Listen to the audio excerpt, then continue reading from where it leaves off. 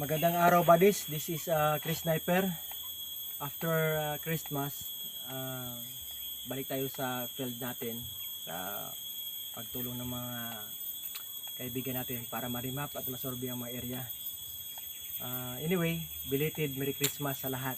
Salamat sa mga subscribers natin, sa mga viewers, lahat-lahat. So, nagpasalamat tayo kasi almost coming 20k na yung mga viewers natin. Then itong mga vlog natin is direct to, walang edit to. Hindi inedit ating mukha. Hindi inedit ang boses. Direct na siya pag actual sa site, yun ang pinapakita namin. Dahil totoong tao tayo. Wala tayong tinatago. Pinapakita lang natin ang proper remapping. Okay? So shout out kay TT True Treasure. Ito yung SWAT team natin ngayon. Special Weapons and Tabay Target. Anyway, nandito tayo sa Kibawi Exploration. Dito lang siya sa Mindanao. Okay? Itong old na balon na to, sinimento na, pero talagang old na balon ito na nabilong sa IGN camp. Ito siya. Okay. Ang ipapakita namin una ang mga distance board.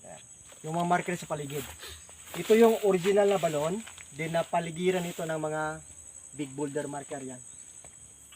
So, kung pansinin natin yung mga bato, naka-circular siya. Yan. So, ibig sabihin, nakakulong ang area na to. Ang spot na ito. So, ang balon na ito is very important sa mga Japanese kasi ito yung source ng tubig nila. So, sa gubat or kasi dati gubat pa to dapat may tubig na source. Walang problema sa ulam kasi maraming ibon, maraming mga endangered animals na pwede i-hunt para pang ulam. Importante ay tubig.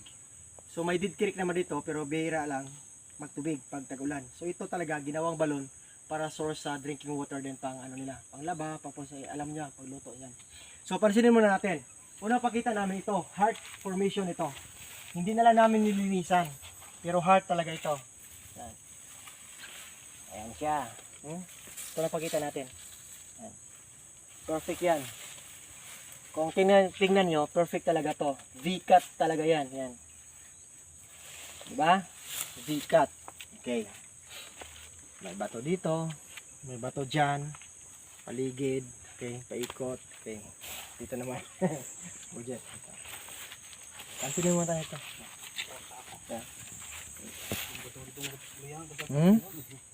May half moon tayo. Yan. Diba? Ganda no? Half moon. Then, diretso natin turtle. Tubig ang deposito. Pero, shafting here.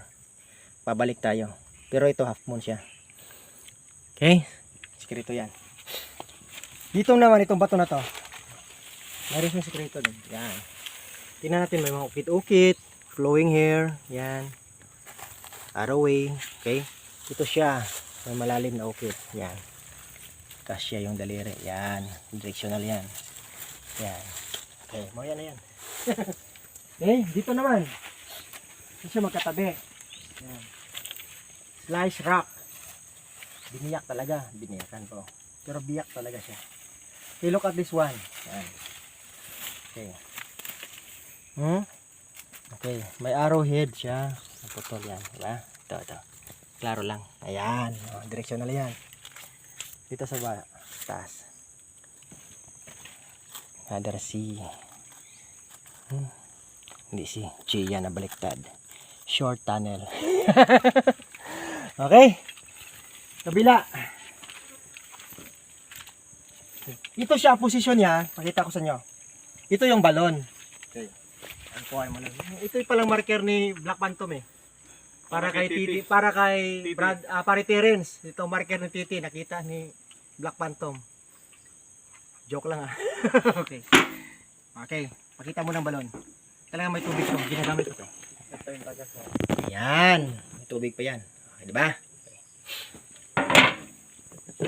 Ginagamit pa. Pero private area. Tingnan natin to.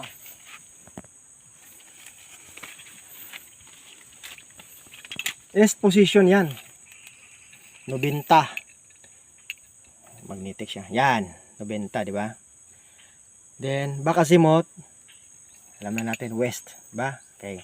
East side ito, West side, may other target tayo. Okay, tingnan natin to. Hindi pa nagalaw talaga to. Slice rock. Slice. Okay, tingnan natin dito. May V. May letter V. Yan. Yan. Perfect yan. Ibig sabihin nito under. Yan. Okay. Under this rock. Okay. Ito naman. Ang shaping nito.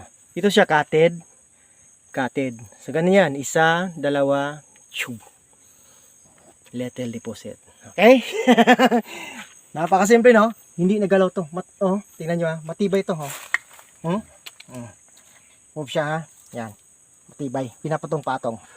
So, sa may-ari ito, hindi pa talaga galaw. Yan. Bubble siya, pero ang cutting niya talaga ganyan. Okay. So, that means, there's a deposit here. Okay. Under. Then, ito, enter. Enter sign. Yan. Ito, ha. Ito. So, diretso dito. Dito. Letter Y. Dito ka magkuha ng view. Okay. Diba? Cutting. Enter here. Dito tayo. Slice rock. Okay? Then, cutting. Sure deposit under ito. Parang numero 7 lang, di ba? Makuha siya, makita siya. Parang number 7. Yan. 7. Okay? So, ang alignment niya, east, deposit in east, and deposit in west. Bakit ganito? Dahil, napakaganda ng fulcrum point natin or benchmarker. Balloon. Balloon talaga. So, sa east side at west side, pag sukatin natin, sukat. 9 feet lang yan. 3 yards. Okay, ganito siya. Okay, paki-block man to. Dito. Dito. Dito. Okay. 9. 9. Ito. Back to back deposit tayo. Pakita lang 9. Yan, 9. Din yung bato. Yan. Okay. Block pa to. Ang spot. Okay. Steady ka dyan, ha. Steady ka dyan. Okay. Mag dead end tayo. Okay, dead end tayo. Dito. Titi. Sa likod ng bato. Okay, back to. Sa likod ng bato. Yan. 9. Spot pa rin yan. Okay. Okay, bakit spot yan? Tama na. Okay. Yan o. Dito tingnan natin. Ito hindi ito na move. Ito siya half moon. Pero may arrow. Tingnan natin to. Ito. Ito siding. Yan. Kita. Ito. Yan. Okay. Kuha naman ang angle na makita yung arrow niya. Yan. Kita talaga yan. Ito. Arrow. Arrow to. Dito stop. Yan. Okay. So, ang direksyon niya is north-south. Yan. Arrow. Okay. Diretso na tayo. So, ibig sabihin, may item dito, saka may item doon. 9 feet lang ang pagitan. So, may passage dyan. Kung may passage yan. Yung may daanan yan. Okay. Dito din. Ito. Kita natin yan. Hindi nagalaw itong mga bato na yan. Diretso yan dyan. Ito. Makita lang. Yan. Saka ito. Itong siding to. Itong araw na to, nag-point lang ng passage. Ito. Pero kung titignan natin, itong araw na to, itong sa gilid niya, yan ang target ng item natin. Yan. So, huwag tayong padidikoy dito kasi nakaslant siya. Okay. At titirahin niya, yan. Diyan. Pero ang direksyon niya, itong siding niya. Titira tayo dito. Yan. Okay. So, yan na. Naintindihan natin. Nasa balon na ito, hindi sa gitna ang item, kundi nasa kabilaan. Okay? Gilid. Gilid-gilid. So, nasa gilid sa west at gilid sa east. Okay, ito na. Kuna mo kompas yan. Okay. Yan. East-west. Doon. Doon. Makita yun. Yun. Yan, di ba? Back dito. Dito. Linya. Yan. Okay. Good. So, okay na. Tingnan natin. So, ngayon, yan ang remapping bodies. Napaka-importante dahil minsan, pag balon, direct under yan. Pero itong balon na to, wala sa loob ang laman. Nasa gilid. Nakadrift. Okay? So, i-check natin ang aurameter. Ito yung gamit natin, no? Anyway, pag ma-purchase kayo kay Utol Kimso pa rin, no? Magagamit to sa pang centering. Ito yung spot natin ngayon. Pag gaganon tayo, pangikuha kita may gold yan. Isa. Pag dito, ayan. Walang item dyan. Pagilid siya, di ba? So, asa pinakamalapit, hatakin siya. Yan. Yan ang aura, ha? Aura meter, kaya nga aura ng gold na makuha dito. May gold to. Yan o, may gold yan o, bala. Okay. So dito tayo, tatad-tad yan. Tingnan natin, yan. Kabila. Tad-tad pa rin. Okay, di ba? Maliit lang siya na item. Naka-drift lang. Okay. Kabila. 0-0 dyan siya. Ganyan ang aura, buddies. Matindi to. Kasi calibrated. Japanese company ang gumawa nito sa Luzon. Sa Rizal. Bossing ni Utol Kimso Takida. Okay? Salamat Utol Kimso. Okay. Ganyan. Okay. Ganyan ang gamit niya, di ba? Centering. Pag dito tayo, yan, wala eh.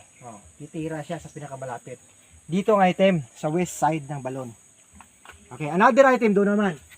Yung sinasabi ko sa inyo na small deposit. Itong marking ha. Slice. May kanji yan eh. No? Ang kanji niyan ganyan. No? Ganyan. Okay? So direct spot yan. No? Dalawa. Diba? Ano yan no? Letter Y yan. Okay. V. Under yan. Okay? Papalo yan dyan. Yan. Diba? So, shout out pala kay paring John D. Nakahara. Pre, kumusta dyan? Sa Davao. Busy ka yata dyan eh. Medyo busy din kami dito ni Black Phantom. See you soon pare. Okay? So, itong spot na to is direct under. Direct under kabilaan. Ba? Matindi, no? Mga sardine na ba to? Kompleto yan. Okay. So, spot siya, no? Actually, itong mga gamit natin ba, this pang dimension na to, malaman natin gano'ng kalaki ang item dimension. Okay. So, ngayon, gagamit naman tayo ng Japanese wand. Ba, after remapping, para kasi, ang mga Pinoy kasi, gusto ng mga gadget. Pakita tayo ng gadget. Baka gusto niya ng scanner, meron kami. Pero, remapping talaga pinopromote namin. Dahil, ito pang checking lang ito eh. Japanese wand tayo. Utol Chester, pare Chester. Nandiyan ka na Surigao, kumusta dyan? Okay. Kay pare Chester galing to. Pwede kay pare Chester, pwede kay pare Kimso ang Japanese wand saka aurameter. Ito. Direct siya. Basta, sigurado tayo sa marking. Ito. Little deposit under. No? Yan. Ito, matibay talaga to. No? Hindi pa na-move to. Ha? Padis, talaga nyo. Yan. Centering tayo. Yan. Diba? Maliit lang ah. Yan. Sa mga marunong alam nila yan. Kahit yung pendulum pwede eh. Ba? Pero sigurado tayo sa pag-remap na may mga marker. Yan. Ito, okay talaga oh. Balikin mo dito. Ha? Diba? Parang number 7 lang, di ba? Yan oh. Ganyan lang yan, buddies oh.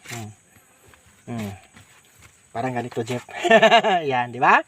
Sapol. Under. Sure deposit under. Okay, ito. Small. Okay, good. Tama na yun. Isa.